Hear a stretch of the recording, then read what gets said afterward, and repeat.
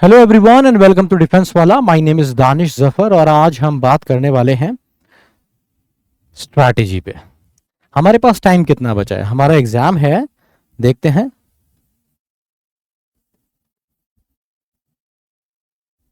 तो इस एग्जाम के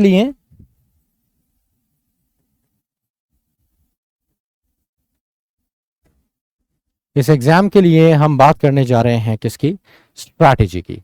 कि क्या तरीका है कार आपका होना चाहिए, किस तरीके से आपको तैयारी करनी है इस बचे हुए टाइम में। तो मान लीजिए कि ये वीडियो आपको मिलती है 5 तारीख को, मैक्सिमम बता रहा हूँ, उससे पहले उम्मीद है मुझे कि आपको मिल जाएगी। मतलब 5 जुलाई से मैं आपका टाइम कैलकुलेट करता हूँ। तो 5 जुलाई से 5 अगस्त 1 मंथ, 5 अगस्त से 5 सितंबर 2 मंथ्स।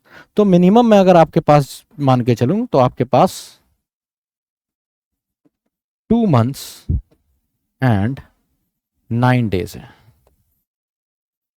तो इन 2 मंथ्स और 9 डेज में आपको कैसे तैयारी करनी चाहिए? किसी भी चीज की तैयारी को करने के लिए सबसे इंपॉर्टेंट होता है कि आप ये समझिए कि उस चीज की तैयारी कैसे करनी है, वो चीज क्या है। ठीक है, सीधे उसमें जंप मत कर जाइए, पहले उसको समझिए। तो पहले इस वीडियो को समझिए। देखिए, वीडियो मैं कोशिश करूंगा छोटी से छोटी रखूं, 15 मिनट मेरा टारगेट है कि 15 मिनट से ज्यादा इस वीडियो को मैं ना रखूं ना। टाइम आपके पास कम है, अगर आप इसे फास्ट फॉरवर्ड करके देखेंगे तो 8 मिनट में 9 मिनट में आपका सेशन ये खत्म हो जाए। ठीक है, तो ये मैं चाह रहा हूं। तो आपके पास है 2 मंथ्स और 9 डेज। तो क्या रहेगी स्ट्रैटेजी? तो पहले स्ट्रैटेजी समझने से पहले आपको एग्जाम समझना पड़ेगा। आपका जो एग्जाम है एनडीए का, वो 3 पार्ट में डिवाइडेड है। वोकैबलरी,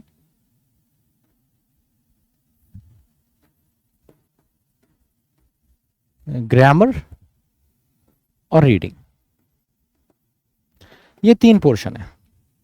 अगर आपका 200 नंबर का पेपर आता है तो आप मान के चलिए कि लगभग उसमें से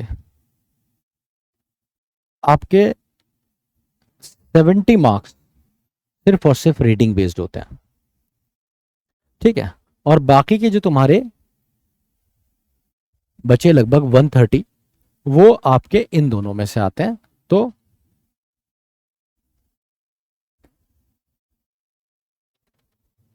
लगभग इस तरीके से मान लीजिए, ये पोर्शन थोड़ा सा ज्यादा ही रहता है। अब इस पोर्शन में बहुत सारी चीजें होती हैं। ग्रामर में जैसे आप वोकैबुलरी में देखेंगे कई तरह के क्वेश्चंस आते हैं, एंटोनिम्स आते हैं, सिनोनिम्स आते हैं, फिलर्स आते हैं, वन वर्ड सब्स्टिट्यूशन भी आ जाते हैं, वर्ड ऑफन कंफ्यूज आ जाते हैं। तो एक रेंज है पूरी, ईडियम्स आ जाते हैं, फ्रेजेस आ जाते हैं, एक पूरी रेंज है वोकैबुलरी की जो आपको तैयार करनी है। इसी तरीके से अगर आप ग्रामर देखेंगे तो कोई ऐसा पोर्शन नहीं है इंटरजेक्शन को छोड़ के जहां से क्वेश्चन नहीं आता। तो noun, pronoun, adjective, adverb, part of speech, voice, narration, verb, सब कुछ आता है भाई। हर जगह से क्वेश्चन पूछा जाता है और अलग अलग तरीके से क्वेश्चन पूछा जाता है। In the same manner reading में पहले सिर्फ रीडिंग कॉम्प्रिहेंशन, क्लोज टेस्ट और पीक्यूआरएस तक सीमित थी चीजें, पर S1 S2 क्वेश्चंस भी अब आने लगे हैं। अब कोरिलेशन ऑफ सेंटेंसेस वाले क्वेश्चन भी आने लगे हैं। अब वोकैब बेस्ड क्वेश्चन भी काफी हद तक रीडिंग बेस्ड होते हैं। अभी जो आपके ग्रामर बेस्ड क्वेश्चन होते हैं उसके लिए भी आपके रीडिंग स्किल्स अच्छे होना चाहिए।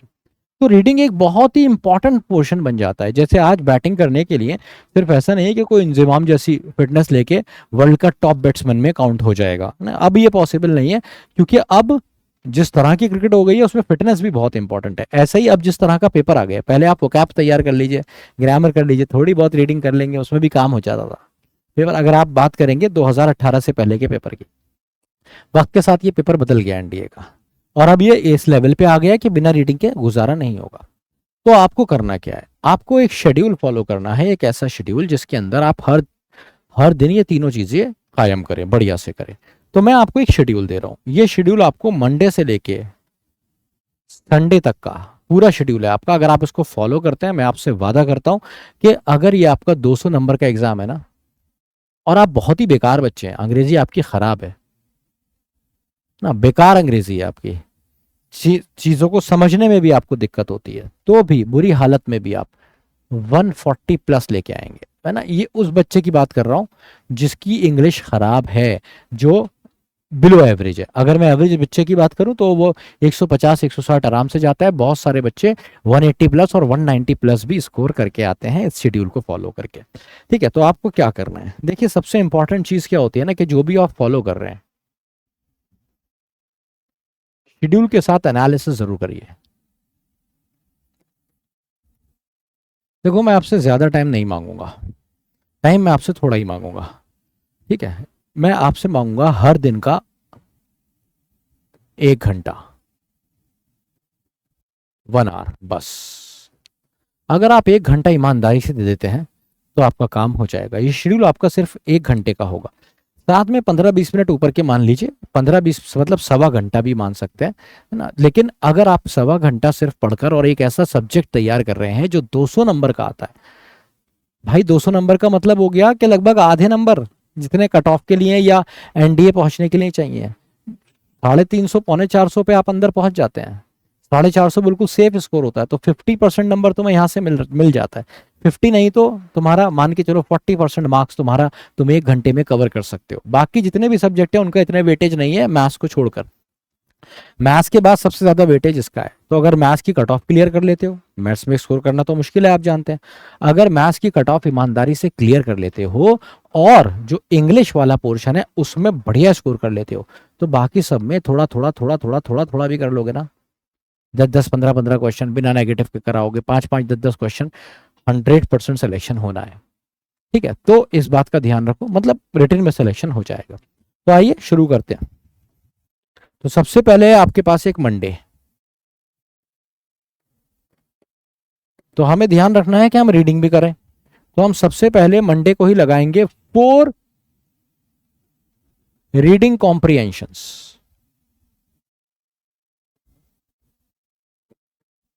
बढ़िया से लगाएंगे, 4 रीडिंग कॉम्प्रिहेंशन लगाएंगे। ठीक है, बहुत बढ़िया से रीडिंग कॉम्प्रिहेंशन लगाएंगे 4। अभी बताऊंगा फिर क्या करना है। 4 रीडिंग कॉम्प्रिहेंशन जब आप लगाएंगे तो एक रीडिंग कॉम्प्रिहेंशन करने में आपको 5 मिनट लग जाते हैं।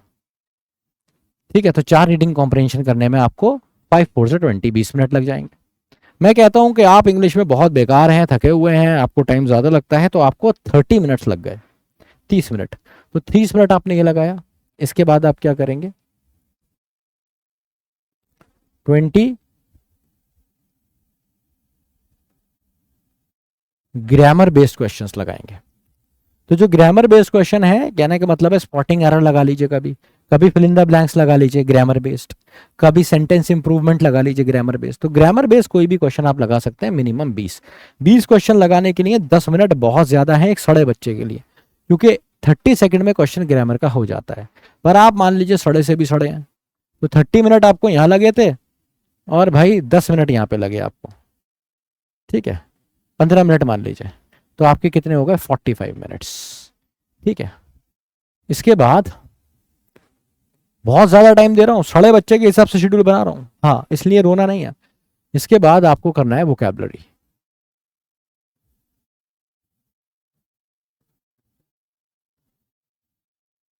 फाइव मिनट्स, इसमें एंटोनिम लगा लीजिए, कभी कभी सिनोनिम्स के क्वेश्चंस लगा लीजिए, कभी अपना वोकैब रजिस्टर पलट लीजिए। ठीक है, कुछ भी जो आपको वोकैब में वीक लगता हो, कभी इडियम्स देख लीजिए, कभी फ्रेजेस देख लीजिए, कभी फ्रेजल वर्ब्स देख लीजिए, कुछ भी वोकैब में जो आपको लगता है मेरा ज्यादा वीक है, उस पर ज्यादा टाइम अपने हिसाब से इसको कैटर कर लीजिए। ये 2 चीजें हो गई और एक ये हो गया, तो इसमें तुम्हें लगे 30 मिनट्स, 15 मिनट्स, 45, 5 मिनट, 50, 10 मिनट्स में आप इसका करेंगे एनालिसिस। ठीक है, एनालिसिस सबका करना है, 10 मिनट अलग से देने, हर दिन एनालिसिस जरूर करना है। एनालिसिस का मतलब है आपको ये देखना है जो रीडिंग कॉम्प्रिहेंशन में मेरी गलतियां हुई वो क्यों हो गई, क्या गलत सोचा था मैंने और क्या गलत पढ़ा था मैंने।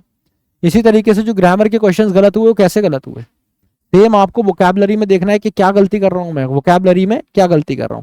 तो 10 मिनट उसके एनालिसिस के, 1 घंटा, किसी को 15 मिनट भी लग सकते हैं, 20 मिनट भी लग सकते हैं, 25 मिनट भी लग सकते हैं एनालिसिस के। पर ये बात याद रखिए, एनालिसिस मोस्ट इंपॉर्टेंट है, के लिए अलग पेज पे बताऊंगा मैं, एनालिसिस सबसे ज्यादा इंपॉर्टेंट है।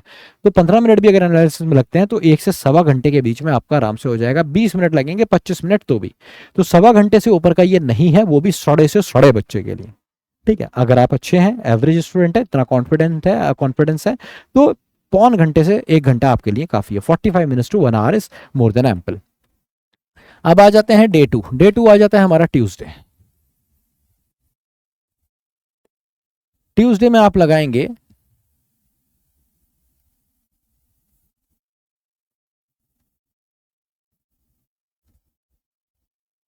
15 S1 S6 क्वेश्चंस। ये कौन से वाले हैं भाई? ये PQRS है, ये आपको लगाने हैं। इसमें अगेन 15 लगाएंगे, 1 मिनट में भी एक लगाया यार 15 मिनट में हो जाएंगे। 10 मिनट एनालिसिस के मान लो, तब भी 20 मिनट 25 मिनट में हो जाएंगे, ज्यादा से ज्यादा 30 मिनट, इससे ज्यादा तो नहीं हो सकते। इसके बाद फिर से आपको लगाने हैं 20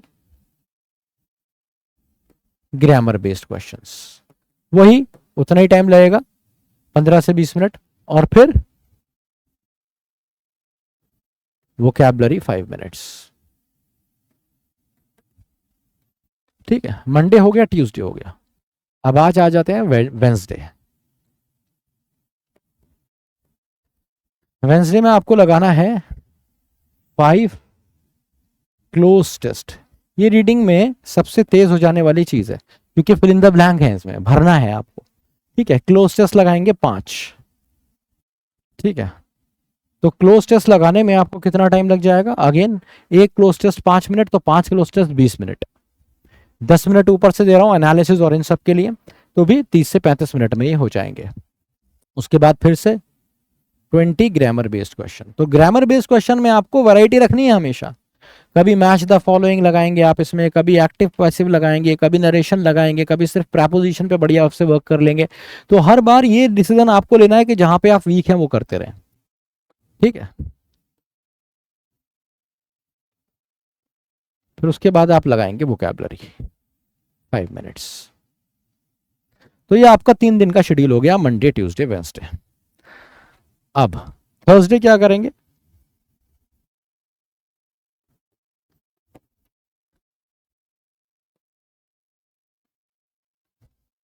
रिपीट मंडे। ठीक है, और फ्राइडे क्या करेंगे? Repeat Tuesday. और सैटरडे क्या करेंगे? Repeat Wednesday. और संडे को आपको क्या करना है? कुछ नहीं करना है, सिर्फ एक मॉक टेस्ट लगाएंगे आप। ये मॉक टेस्ट लगाएंगे और इसका विद एनालिसिस,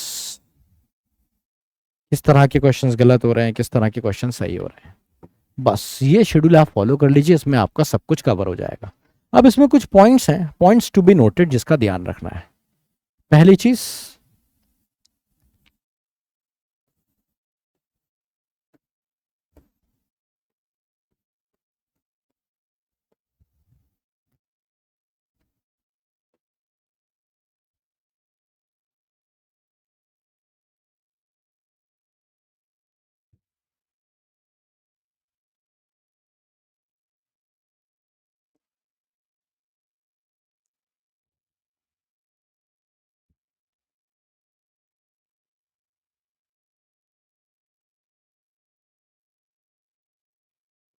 अब देखिए आपने एक वीक में 2 बार आपके पास क्लोज टेस्ट का नंबर आएगा, 2 बार रीडिंग कॉम्प्रिहेंशन का, 2 बार S1 S2 वाले क्वेश्चंस का। तो आपको क्या करना है? इनको थोड़ा थोड़ा रिप्लेस करते रहना है। जैसे आपने हफ्ते में एक बार क्लोज टेस्ट लगा लिया, और क्लोज टेस्ट के अलावा एक बार आपने क्या किया कि ये रीडिंग बेस्ड कोई और दूसरे क्वेश्चन मिसलेनियस जो इस बार पूछे गए थे या पिछली बार पूछे गए थे वो वाले लगा लिए। उसके लिए प्रीवियस ईयर क्वेश्चन आपको देखना पड़ेंगे। मैंने PYP दे भी दिए हैं, आपको डाल दिए हैं, वहां से भी आप देख सकते हैं। चैट GPT को बोल सकते हैं, वो उस तरह के क्वेश्चन आपको और भी प्रोवाइड करा देगा। मैं बताऊंगा अभी कंटेंट आपको कहां से मिल जाएगा। ठीक है, पहला point, point to be noted. दूसरा पॉइंट,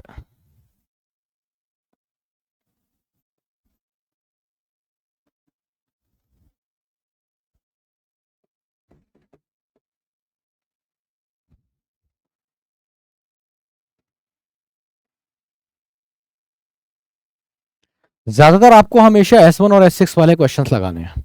कभी कभी अगर आपको लगे कि आज मैं थक गया हूं यार, आज काम तो आप आसान वाले जो सिर्फ PQRS होते हैं, सिंपल वाले पैराजंबल क्वेश्चन, सिंपल जो सेंटेंस रीअरेंजमेंट होते हैं वो वाले लगा लीजिएगा, लेकिन अब हमेशा ही नहीं करिएगा, ज्यादातर आपको S1 S6 वाले लगाने हैं, ठीक है। और PQRS आपको कभी कभी लगाने हैं, कभी कभी ये भी लगा लिया करिए, क्योंकि अगर आप ये तैयार करते हैं तो ये अपने आप तैयार हो जाता है, ठीक है। पर कभी कभी इसका भी करना जरूरी होता है, कुछ चीजें आप यहां से भी सीखते हैं।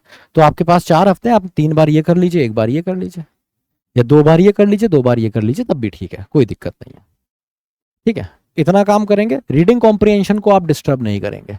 ये हफ्ते में आपका 2 बार होगा ही होगा, ताकि आप 4 बड़े बड़े रीडिंग कॉम्प्रिहेंशन करें, आपकी रीडिंग स्किल्स अच्छी हो, ठीक है। दूसरी चीज क्या होगी,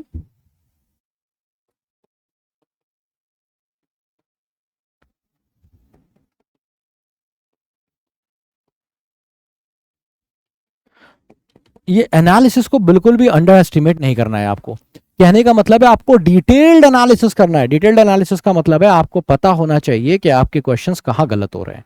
और जब आप हर हफ्ते मॉक टेस्ट देते हैं और इसका एनालिसिस करते हैं, फॉर एग्जांपल आपने पहला मॉक टेस्ट दिया संडे को और आपके 110 नंबर आए 200 में से, जो आपको लगा ये तो बड़े बेकार है, तो आपको देखना है मेरे नंबर कहाँ कहाँ कटे। जिन चीजों पे नंबर कटे हैं उस तरह के क्वेश्चंस को आपको अपने शेड्यूल में डालना है, जहां भी वो फिट हो रहे हैं, रीडिंग वाले पोर्शन में, ग्रामर वाले पोर्शन में, या वोकैब वाले पोर्शन में, जहां भी फिट हो रहे हैं। और आपको ये करना है, देखिए वोकैब मैंने इसलिए हर दिन रखी है, वोकैब एक ऐसी चीज है जो हल्के हल्के बिल्ड होती है, एक दिन में नहीं होती, 10 दिन में नहीं होती। तो अगर आप 5 मिनट हर दिन देंगे तो ये थोड़ी थोड़ी थोड़ी थोड़ी थोड़ी थोड़ी बढ़िया से डेवलप हो जाएगी। तो आपने देखा कि आपके ज्यादातर नंबर वोकैबलरी और रीडिंग पोर्शन में कट रहे हैं, तो आपने उसको ज्यादा टाइम दिया, उसको पे ज्यादा फोकस किया, अपनी रीडिंग स्किल्स और अपनी वोकैबलरी अच्छी की। तो इसलिए बहुत इंपॉर्टेंट है, don't under estimate the analysis, उसे बढ़िया से एनालिसिस करना है। दूसरी बात,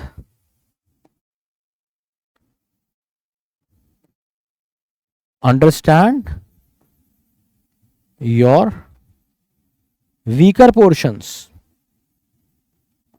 एंड वर्क ऑन इट, और इस पे आप फिर काम करिएगा बढ़िया से। तो आप देखेंगे कि जो अगर आपका पहले मॉक का स्कोर 100 है या 110 है, तो जब आप 8th मॉक देंगे 2 महीने बाद, 2 महीने हो गए मान लीजिए, 5 जुलाई को जब आप 5 जुलाई अगस्त सितंबर 5 सितंबर को टीचर्स डे पे जब आप देंगे मॉक टेस्ट, तो आप देखेंगे कि आपका स्कोर बढ़ चुका होगा, 140 या फिर 150 के पास आ रहा होगा, अगर आप बेकार बच्चे हैं, सड़े बच्चे हैं तो, ठीक है। तो 100 भी होगा तो भी 130 तक तो पहुंच ही जाएगा, आपका स्कोर डेफिनेटली बढ़ गया होगा। इसके बाद अब आपको क्या करना है, जो बात बचे हुए, तो ये तो स्ट्रेटेजी हो गई 2 मंथ्स की। अब जो लास्ट के 10 डेज है या 9 डेज मान लीजिए, 10 मान लीजिए, 9 मान लीजिए, 9 लिख देता हूं, 9 ही बचा है। तो 9 डेज में आपको टारगेट करना है 8 मॉक्स मिनिमम, इतने तो करने हैं भाई। और ये मैं 8 क्यों कर रहा हूं, मैं 16 भी कह सकता था, एक दिन में 2-2 लगा लो, नहीं नहीं नहीं नहीं लगाने, क्योंकि आपको करना है डिटेल्ड एनालिसिस। एनालिसिस आपके प्रिपरेशन की होती है। अगर आप पढ़ते जाते हैं, क्वेश्चंस लगाते जाते हैं, सब कुछ कर रहे होते हैं, आपका स्कोर नहीं बढ़ रहा होता, क्योंकि आप एनालिसिस में गलती कर रहे होते हैं। Analysis is something very important, और इसको कभी भी हल्के में नहीं लीजिएगा। इसीलिए उसके लिए अलग से टाइम दे रहा हूं। जो शेड्यूल मैंने आपको फॉलो करने के लिए कहा है वो तो 45 मिनट में खत्म हो रहा है, और मैं 1.25 घंटा कह रहा हूं, क्योंकि लगभग 40% 30% टाइम मैं एनालिसिस को दे रहा हूं। तो आपको ये देखना होगा, इसके नोट्स बनाने होंगे कि मैं कहाँ गलती कर रहा हूँ। अपना वोकैब रजिस्टर तैयार रखिए, मैंने ये भी बताया है पिछली वीडियोस में कि वोकैबलरी रजिस्टर कैसे बनाते हैं। एक बार फिर शॉर्ट में बता देता हूं कि जो भी आप रीडिंग कॉम्प्रिहेंशन पढ़ रहे होंगे, रीडिंग कॉम्प्रिहेंशन में डेफिनेटली आपके पास वर्ड्स आएंगे जिनका मीनिंग आपके पास नहीं होगा। तो उन वर्ड्स को आप नोट डाउन करते रहिए, गूगल से, चैट जीपीटी से, ना कहीं से भी देख सकते हैं उन वर्ड्स को, उनके मीनिंग लिख सकते हैं। बार बार जब आप देखेंगे, रीडिंग कॉम्प्रिहेंशन करेंगे ना, तो ये वर्ड्स आपको रिपीट होने लगेंगे। तो एक टाइम में आपका रीडिंग कॉम्प्रिहेंशन भी तैयार हो रहे होंगे, आपकी वोकैबलरी भी तैयार हो रही होगी, एक ही समय में आपके रीडिंग स्किल्स भी बढ़िया हो रहे होंगे। ये सब बैक टू बैक करना है। ऐसा नहीं सर ने 4 आरसी बताइए, 2 सुबह करता हूं 2 शाम, बेकार हो जाएगा सब, डज नॉट मेक सेंस। ये ऐसा ही हो जाएगा कि तुम्हें जिम ज्वाइन करा तो तुमने बाइसेप्स की एक एक्सरसाइज कर ली सुबह जाके, एक शाम में कर रहे हो, डज नॉट मेक सेंस, सब बेकार हो जाएगा। तो आपको क्या करना है, वोकैब रजिस्टर मेंटेन करना है, आरसी से बहुत सारे, जहां भी रीडिंग जो भी तुम पढ़ोगे ना दिन भर के शेड्यूल से बहुत सारे क्वेश्चन आएंगे, हर जगह से वो आपके क्वेश्चन आएंगे, उनको नोट करते जाओगे। बाकी मेरी क्लासेस हैं वो तो तुम देखोगे ही, तो ग्रामर सारी मैं वहां से तुम्हें पढ़ाता रहूंगा। तुम चाहो तो जो मैं ग्रामर पढ़ाता हूँ उसको भी करते जाओ, उसी को अपने शेड्यूल में ऐड कर लो कि 20 क्वेश्चन सर के ग्रामर के अलग से करूंगा, जो सर कराएंगे उसके अलावा करूंगा, ताकि टॉपिक तैयार चलते रहे। ठीक है, बाकी ये वाला पोर्शन तो देखो, रीडिंग वाला पोर्शन तुम्हारा मैं तुम्हें बता देता हूं कि कहां से कर सकते हो। तुम 10 ईयर के पेपर ले सकते हो, तो प्रीवियस ईयर पेपर ले लो, और वो भी किसके लो, तुम सीडीएस के ले लो 10 ईयर के। तो 10 ईयर के अगर पेपर लोगे तो एक साल में 2 पेपर होते हैं, 20 पेपर मिल जाएंगे। एक पेपर में 120 क्वेश्चन होते हैं, तो 240 क्वेश्चन हो जाएंगे, मतलब 2400 क्वेश्चन तुम्हें सीडीएस के मिल जाएंगे। ये करते करते 2 महीने कब बीत जाएंगे पता नहीं चलेगा। लेकिन अगर तुम कहते हो नहीं सर मेरी भूख नहीं मिटेगी, तो एनडीए के ले लो, पहले सीडीएस के लगा लो, फिर एनडीए के 10 ईयर लगा लो। एनडीए के 10 ईयर लगाओगे तो 10 इंटू 2 20 पेपर हो गए, ये भी 50 क्वेश्चन, 5 2 10, 1000 क्वेश्चन तुम्हें यहां पे भी मिल जाएंगे लगभग। तो 1000 क्वेश्चन यहाँ हो गए, 2400 यहाँ हो गए। इसके अलावा भी अगर तुम्हें लगता है सर मुझे और क्वेश्चन चाहिए, तो तुम चैट जीपीटी से कह सकते हो।